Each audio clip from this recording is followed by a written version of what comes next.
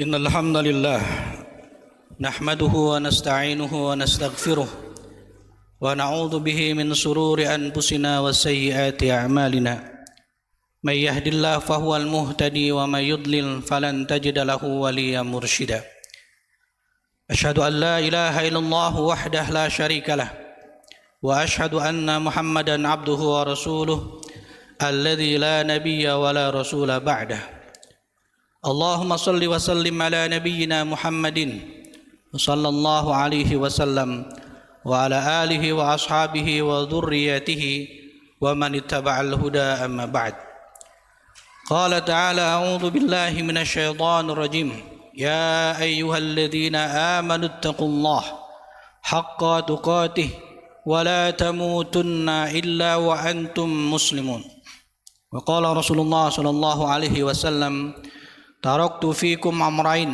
لئن تمسكتم بهما لن تضلوا أبدا kitab Allah sunnah Nabi.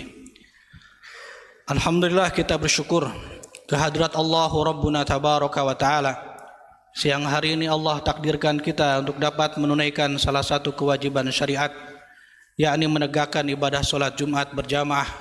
Mudah-mudahan seutuhnya diterima sebagai amal solih oleh Allah Subhanahu wa Ta'ala. Salawat dan salam semoga terlimpah kepada Rasulullah Muhammad sallallahu alaihi wasallam. Insyaallah kita semua adalah bagian dari umatnya yang pada yaumul qiyamah kelak mendapatkan syafaat dari beliau sallallahu alaihi wasallam. Hadirin ikhwana fillah azakumullah, sidang salat Jumat yang dirahmati Allah Subhanahu wa Ta'ala. Berapa hari lalu kita mendapati sebuah publikasi di sosial media. Dua orang influencer Syiah Indonesia yang merupakan anggota Jamaah Muda Islamic Cultural Center, pusat penyebaran Syiah di Indonesia, yang berlokasi di Jalan Buncit Raya, Pejaten Barat, Jakarta Selatan, yang dia merupakan dokumentator kegiatan-kegiatan Syiah di Indonesia, melaknat salah seorang sahabat mulia, sahabat utama Rasulullah sallallahu alaihi wasallam, Sayyidina Abu Bakar As-Siddiq radhiyallahu anhu, dengan mengatakan Allahumma al'an Abu Bakar, ya Allah laknatlah Abu Bakar, atau Abu Bakar laknatullah. Kemudian mereka membuat video permintaan maaf yang ternyata hanya main-main saja dengan tetap mengatakan Abu Bakar laknatullah. Lalu kemudian dipolisikan oleh Kohani Kristianto, seorang mu'alaf hebat yang sangat tegas pembelaannya terhadap Islam dan kaum muslimin. Namun pelakunya ini masih buron hingga saat ini. Menurut akidah kita Ahlus Sunnah wal Jamaah, persoalan penghinaan, pengkafiran kepada sahabat Rasulullah SAW adalah persoalan fundamental, persoalan akidah, bukan persoalan furu'iyah dalam agama yang berkonsekuensi terhadap batalnya keislaman, batalnya keimanan, sebagaimana telah difatwakan oleh seluruh para ulama Ahlus Sunnah sepanjang zaman hingga pada saat ini. Mendidih rasanya dada ini apabila kita mendapati orang-orang yang jahil, orang-orang bodoh berbicara tentang hal-hal yang keliru dan menyesatkan. Tetapi marilah kita timbang dengan timbangan kebenaran, yakni Al-Quran dan As-Sunnah. Bagaimana Allah Subhanahu wa Ta'ala dan Rasulnya memberikan ketetapan tentang keutamaan, kemuliaan para sahabat radhiyallahu anhum ajma'in, terutama seorang sahabat utama dan paling mulia Abu Bakar As-Siddiq radhiyallahu anhu. Ada banyak sekali ayat dan hadis berkaitan dengan itu. Di antaranya surah At-Taubah ayat 100. Allah Ta'ala berfirman, "Was-sabiquna al-awwaluna minal muhajirin wal ansar walladzina tabauhum bi ihsan radhiyallahu anhum wa radu an wa a'adda lahum jannatin tajri tahtaha al-anhar khalidina fiha abadan dzalikal fawzul azim." Dan mereka yang terdahulu juga yang paling awal, yaitu kaum muhajirin, kaum ansor, dan orang-orang yang mengikuti mereka dengan baik, Allah ridho kepada mereka. mereka pun ridho kepada Allah. Allah balas mereka dengan surga yang mengalir di bawahnya sungai-sungai, yang mereka kekal di dalam surga tersebut. Syiah Rafidhah Imamiyah Ithna Asyariyah meyakini para sahabat sebagian besar seluruhnya telah kafir, telah murtad sewafatnya Rasulullah SAW, karena tidak meyakini keimaman dari Ali bin Abi Thalib radhiyallahu anhu yang mereka anggap mendapatkan wasiat untuk melanjutkan kedudukan politik sebagai kepala negara sewafatnya Rasulullah SAW. Kecuali yang tidak mereka kafirkan ada Salman Al-Farisi, Abu Zar Al-Ghifari, Miqdad ibnu Al-Aswad, Bilal bin Rabah, dan beberapa yang lain. Karena posisinya sebagian adalah kelahiran dari tanah Persia, Iran sekarang. Sebagian dikarenakan tidak menentang Ali bin Abi Thalib dalam fitnah kubro di masa kekhalifahan beliau. Istri-istri Rasulullah SAW juga dinista, dihina, diyakini masuk neraka jahanam, terutama Hafsah binti Abu Bakar, terutama Aisyah binti Abu Bakar dan Hafsah binti Umar bin Khattab. Keduanya dianggap pezina, dianggap dua berhala perempuan, dan diyakini masuk neraka jahanam karena mereka dianggap memerangi Ali bin Abi Thalib. Kecuali dua istri Rasulullah yang tidak dianggap kafir oleh Syiah Rafidhah, yakni Ibunda Khadijah dan Ummu Salamah. Kenapa tidak mereka kafirkan?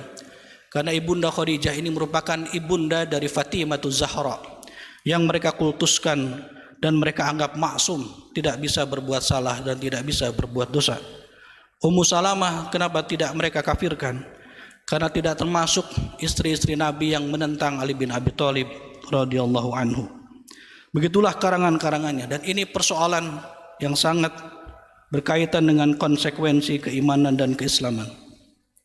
Jelas Allah tabaraka wa ta'ala menegaskan bahwa kaum muhajirin dan kaum ansar itu Allah ridho kepada mereka. Allah mempersiapkan surga kepada mereka dan mereka kekal di dalamnya.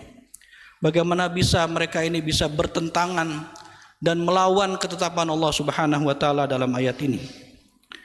Allah Ta'ala berfirman, laqad radiyallahu 'anil mu'minina idh yubayyi'unaka tahta asy-syajarah.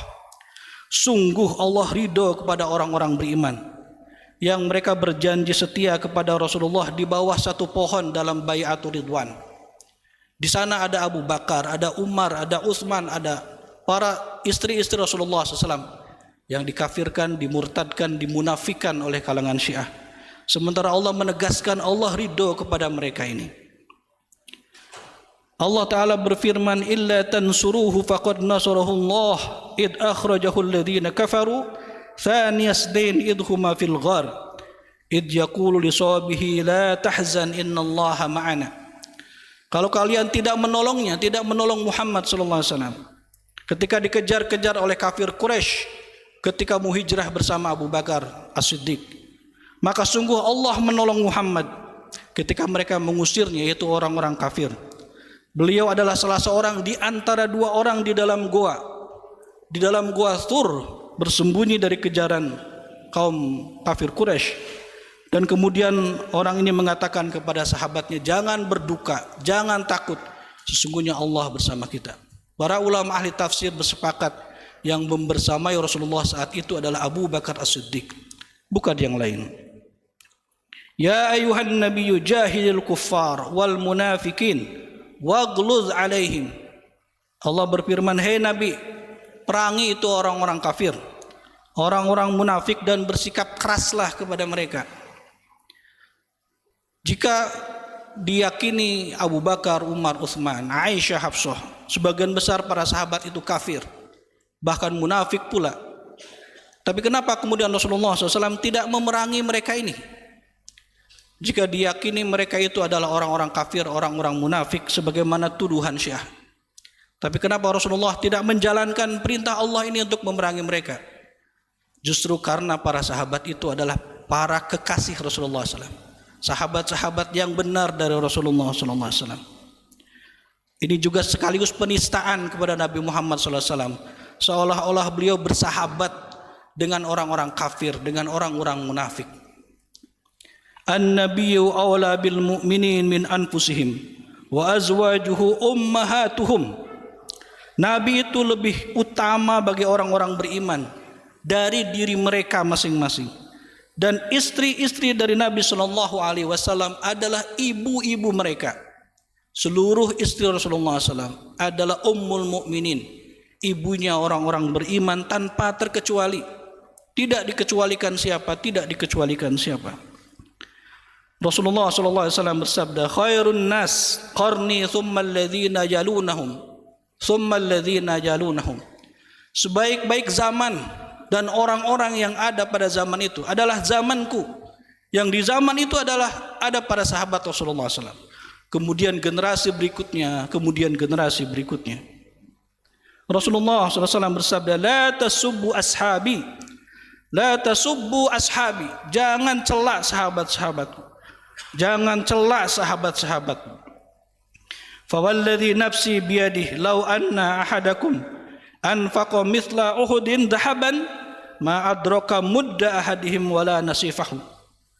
Kalau di antara kalian berinfak demi Allah dengan emas sebesar gunung Uhud, itu sama sekali tidak menyamai satu mud sedekah mereka, tidak juga separuhnya dari para sahabat radhiyallahu anhum. Man sabba ashabi fa alaihi la'natullah wal malaikah wan nasi ajmain. Barang siapa yang mencela sahabatku, maka atasnya laknat Allah, laknat malaikat, laknat seluruh umat manusia. Ibnu Umar radhiyallahu anhu mengatakan, kunna nukhayyiru bainan nas fi zamanin Nabi sallallahu alaihi wasallam. Fa nukhayyiru Abu Bakrin, thumma Umar bin Khattab, thumma Utsman bin Affan radhiyallahu anhum. Kami para sahabat pernah menilai orang terbaik di zaman Nabi sallallahu alaihi wasallam setelah Rasulullah.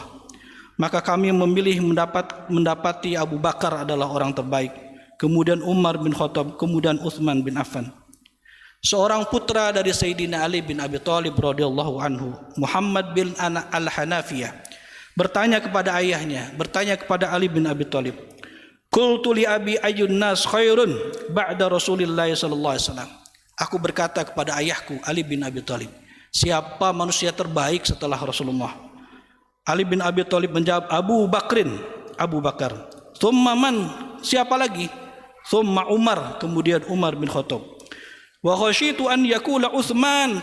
Aku khawatir setelah itu Ali bin Abi Thalib akan menyebut Utsman bin Affan, maka aku mengatakan thumma anta, kemudian setelahnya engkau yang terbaik. Ali bin Abi Thalib menjawab, ma ana illa rajulun minal muslimin. Aku hanyalah seseorang yang menjadi bagian dari kaum muslimin. Ali bin Abi Thalib hadir ketika wafatnya Umar bin Khattab dan berkata, in kuntu la arju an yaj'alaka Allahu ma'a sahibaik li'anni katsiran ma kuntu asma'a Rasulullah sallallahu alaihi wasallam yaqul. Aku berharap engkau hai Umar nanti bersama dengan dua sahabat engkau, yaitu Rasulullah dan Abu Bakar setelah wafatnya engkau ini, karena aku sering mendengar Rasulullah berkata, kuntu wa Abu Bakrin wa Umar wa fa'altu wa Abu Bakrin wa Umar wa antalaqtu wa Abu Bakrin wa Umar. Aku pernah begini dan begitu bersama Abu Bakar dan Umar. Aku pernah mengerjakan ini bersama Abu Bakar dan Umar. Aku pernah bepergian bersama Abu Bakar dan Umar. Dan yang terakhir, Rasulullah pernah ditanya, ayyun nas ahabbu ilaik? Siapa manusia yang paling kau cintai ya Rasulullah? Qala Aisyah. Aisyah paling aku cintai.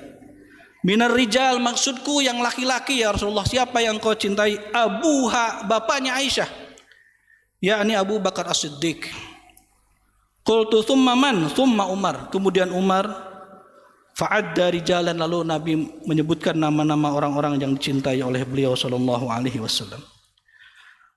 Ada banyak hadis lain yang berkisah dan menetapkan berkaitan dengan keutamaan dan kemuliaan para sahabat radhiyallahu anhum ajmain, dan ini sifatnya qat'iyyu subut, qat'iyyu dilalah, tidak bisa disanggah akan kebenarannya. Majelis Ulama Indonesia tahun 2016 mengeluarkan fatwa terkait hukum menghina dan mengkafirkan sahabat Nabi sallallahu alaihi wasallam. Ketentuan hukumnya, pertama, menghina apalagi mengkafirkan sahabat Nabi Muhammad sallallahu alaihi wasallam adalah haram karena bertentangan dengan Al-Qur'an, hadis dan ijma ulama. Setiap orang yang menghina sahabat Nabi Muhammad adalah fasik dan sesat. Setiap orang yang mengkafirkan sahabat Nabi Muhammad adalah kafir, keluar dari Islam.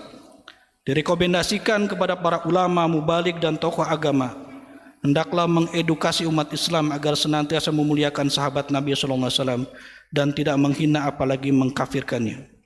Masyarakat hendaklah mewaspadai ajaran yang menghina dan atau mengkafirkan sahabat Nabi SAW.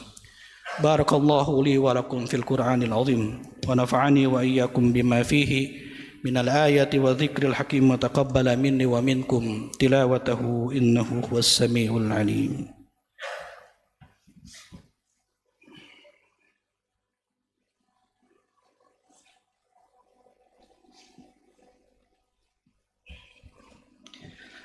Alhamdulillahilladzi hadana lihadza wa ma kunna linahtadiya laula an hadana Allah. Asyhadu an la ilaha illallah, asyhadu anna Muhammadar Rasulullah. Hadirin ikhwana fillah azakumullah, sebagai khatimah pada khutbah Jumat siang hari ini, kita mesti waspada dan berhati-hati atas seruan, narasi dan propaganda persatuan antara kaum muslimin, persatuan antar mazhab yang diseru-serukan oleh kalangan Syiah Rafidhah, Imamiyah, Itsna Asyariyah. Karena itu adalah manipulasi yang sesungguhnya digunakan untuk membuat kita bersimpati, mau memaklumi, memahami akan keyakinan ajaran mereka, sementara mereka tidak meninggalkan perbuatan-perbuatan sesatnya semacam menghina, melecehkan, mengkafirkan para sahabat radhiyallahu anhum ajmain.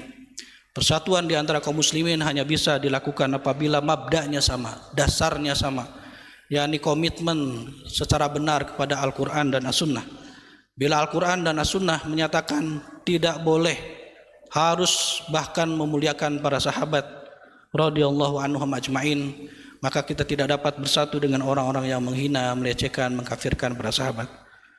Al-Quran dan Sunnah memerintahkan kita untuk memuliakan istri-istri Rasulullah SAW, maka kita tidak akan pernah bisa bersatu dengan kalangan yang melecehkan, menghina, mengkafirkan istri-istri Rasulullah SAW. Mudah-mudahan Allah Subhanahu wa taala menjaga keimanan kita, kewaspadaan kita, agar tetaplah kita di jalan Al-Quran dan Sunnah, selamat kita di dunia dan di akhirat insyaallah. Allahumma ighfir lil mu'minina wal mu'minat wal muslimina wal muslimat al ahya minhum wal amwat innaka sami'un qaribun mujibu da'wah wa yaqadil hajah.